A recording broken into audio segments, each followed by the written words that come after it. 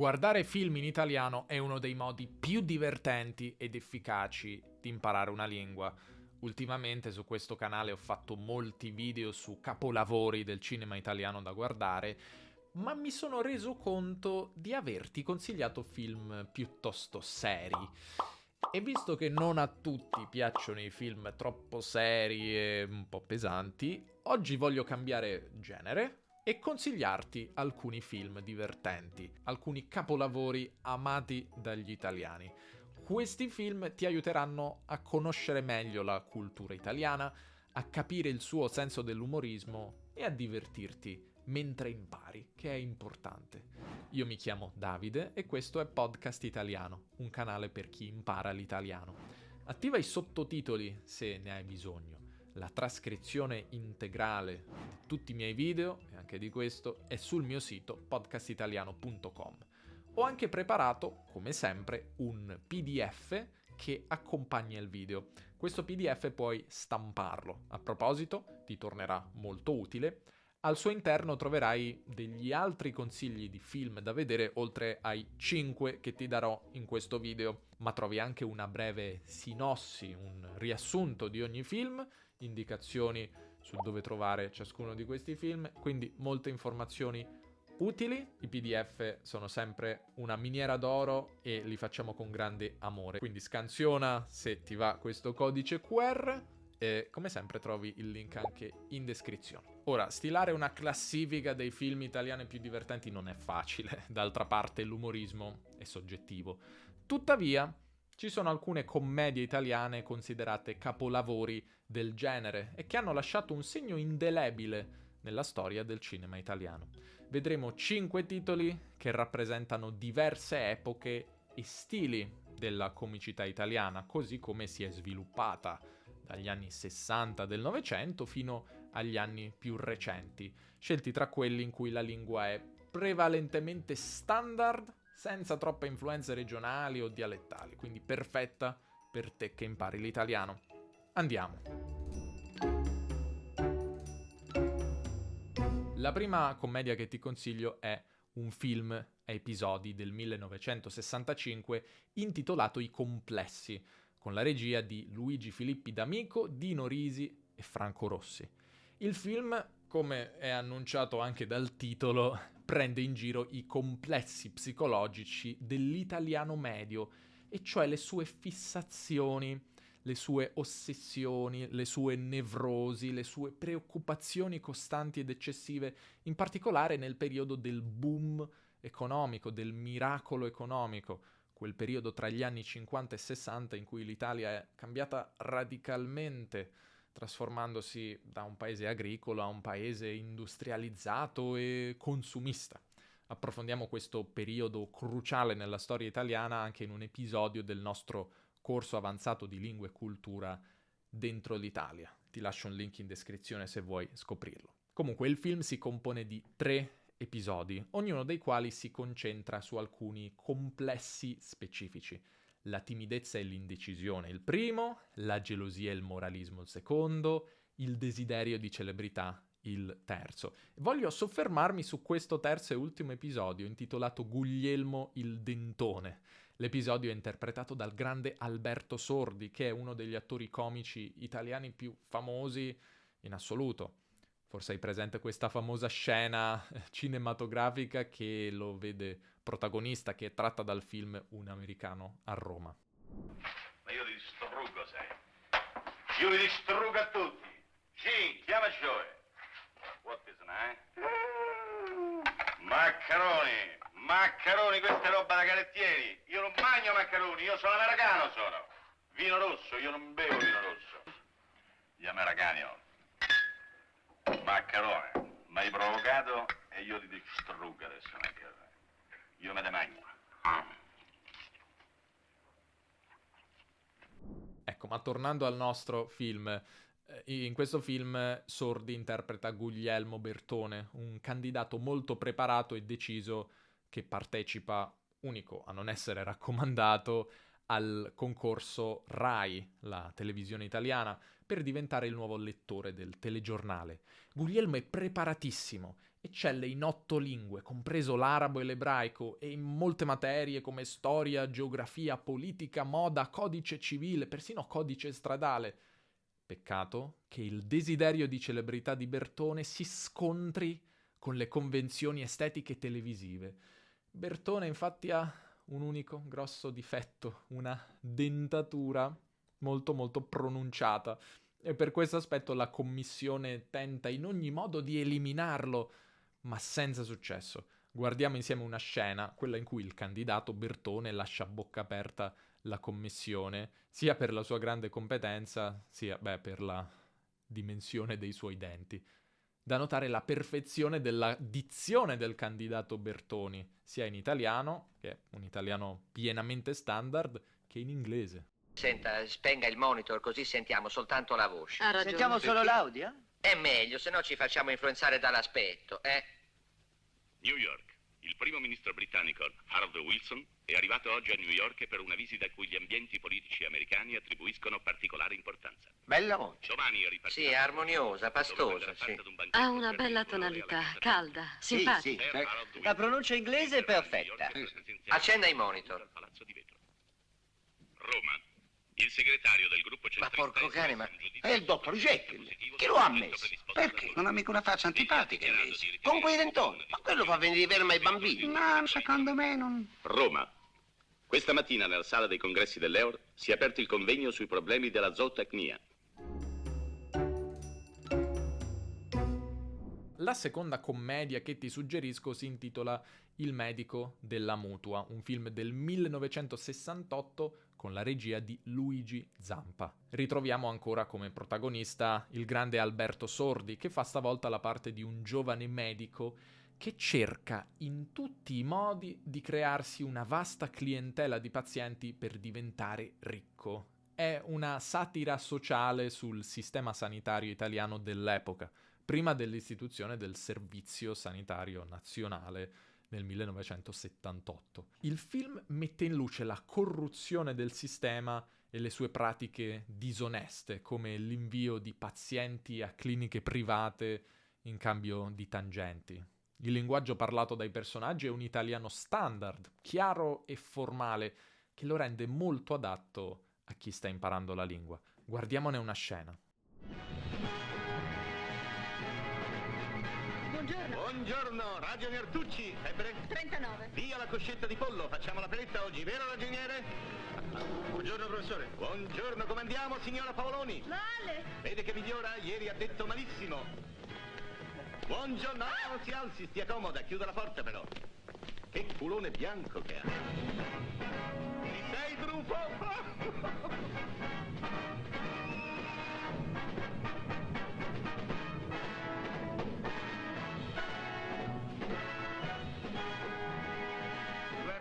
Zucconi, ernia strozzata, bandolini, cirrosi epatiche, diverticoli, piedolivieri, Solito digiuno. e amato. Tutto bene. Dal punto di vista linguistico in questa scena ritroviamo parole, espressioni e strutture di vari registri più formali, più informali e persino parolacce, come forse hai sentito. L'effetto comico finale è dato dal fatto che l'interrogazione sui disturbi dei vari pazienti suona quasi come un'orazione, il che fa pensare al giro di visite come una specie di messa e al medico come a una specie di prete. Nel terzo film che ti propongo, del 1981, il famosissimo regista e attore Carlo Verdone interpreta 3 personaggi iconici: Furio, Mimmo e Pasquale, in viaggio verso Roma per votare in occasione delle elezioni politiche. Il film offre un ritratto ironico ma anche tenero dell'italiano medio, o per meglio dire di alcune sue tipologie. Ci concentreremo sul personaggio di Furio, funzionario statale romano residente a Torino, logorroico, cioè che parla eccessivamente, avaro e pedante oltre ogni limite, che pianifica e calcola ogni cosa nei minimi dettagli. Sua moglie Magda lo sopporta nel silenzio e nella disperazione, ma non per sempre. Guardiamone insieme una scena.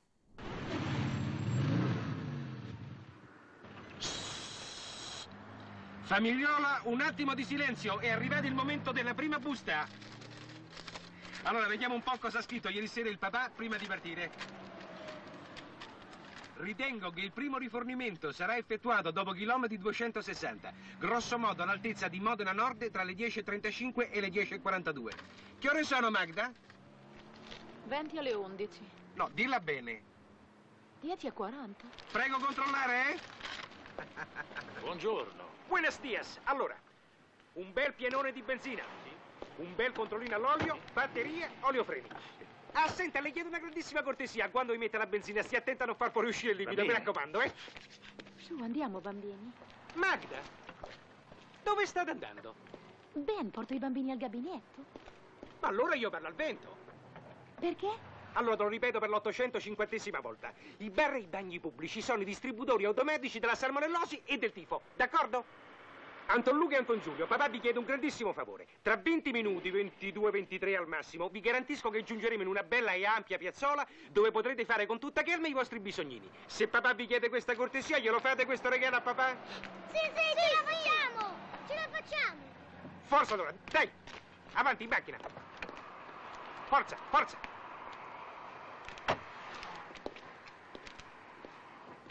Magda? Sì. Dove ti stai dirigendo?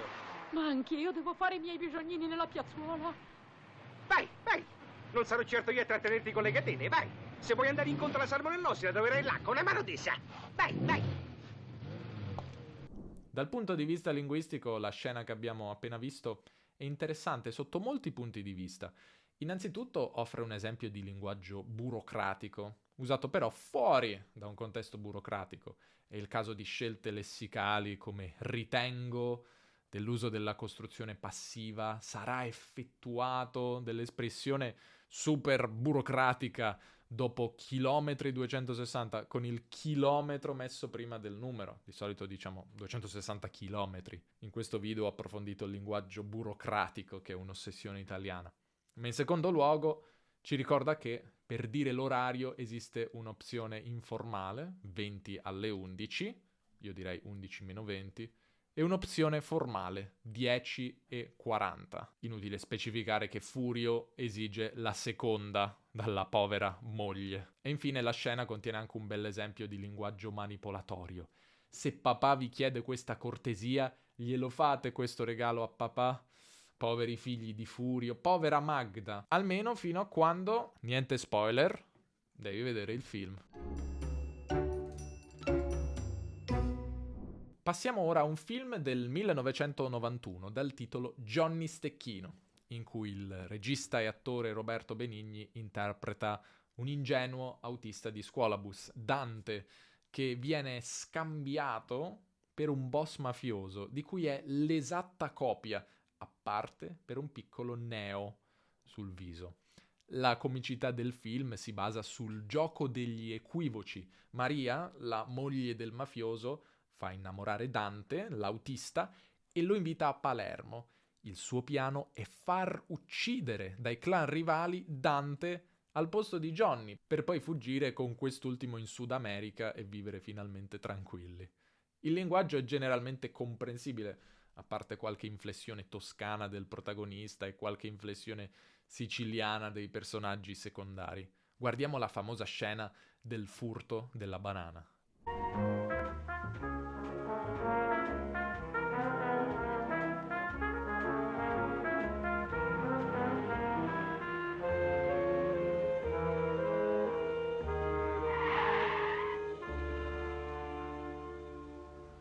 Non dimmi che sono pazzo o che sono scemo. Ho visto Johnny Stecchino. Ma tu sei scemo, dove? Là dietro. Minchia, non è possibile. Ma come? Quello è super protetto, carabinieri, polizia, esercito, nessuno lo trova. E invece questo stronzo se ne va in giro per la città tranquillo e beato. Che mano accozza mai? Un chiamo a nudo. Lo sai che ti dico? Gli facciamo un regalo noi. Glielo portiamo bello impacchettato. Ma sei sicuro che... Ti dico di sì. Tu sei pazzo. Un sogno pazzo, che fa non ci crede. E adesso te lo faccio vedere in faccia.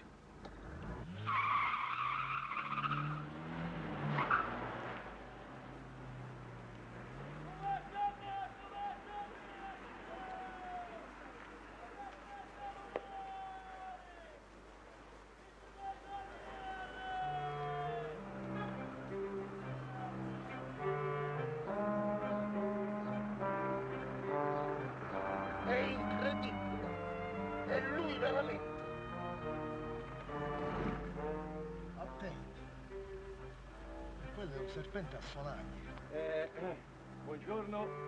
Buongiorno, tanto piacere, Dante. E con la travaglia, dica. No, non volevo comprare niente, volevo sapere il prezzo, per esempio, vedi, quanto costano, no? Quelle cipolle là.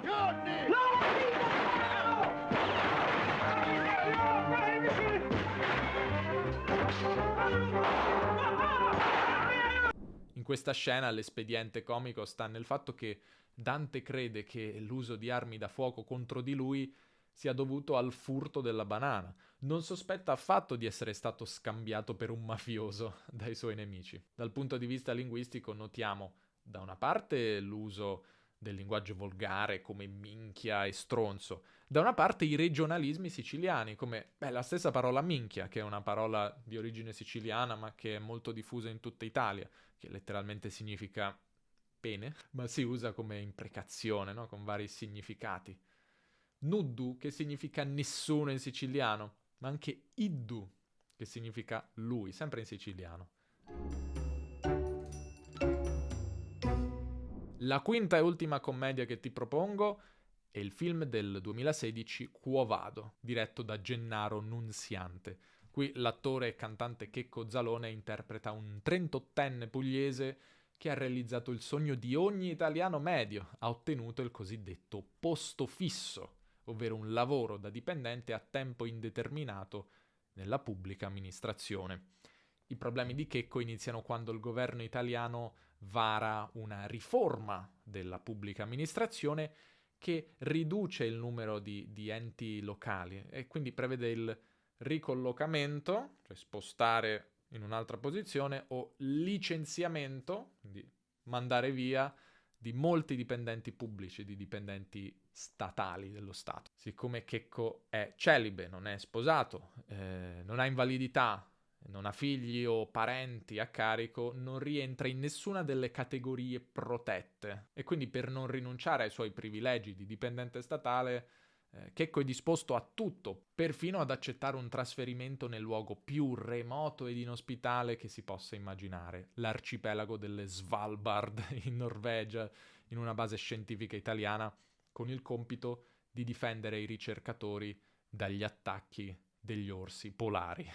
Qui Checco non solo si innamora, ma riesce perfino ad ambientarsi, ad abituarsi, almeno fino a quando la nostalgia per l'Italia non viene a bussare alla sua porta, come vediamo in questa scena. Succede che?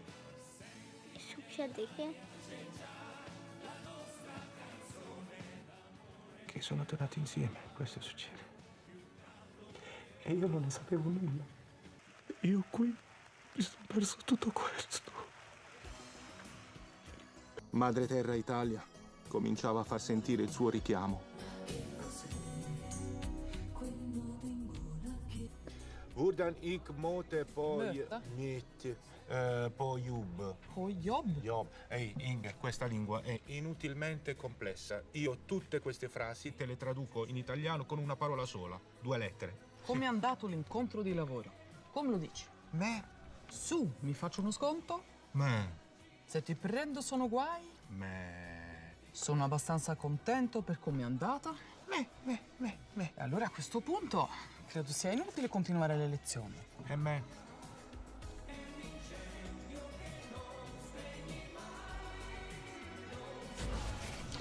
Ehi, ho la casa sommersa, portatemela. Su, E pigliati il... È solo quando le cose le perdiamo che cominciamo a riconoscerne il valore. Capito, signore? Io non volevo scavalcare nessuna coda. Io, siccome ho una bottiglietta sola e tu c'hai il carrello pieno, allora noi in Italia facciamo passare avanti.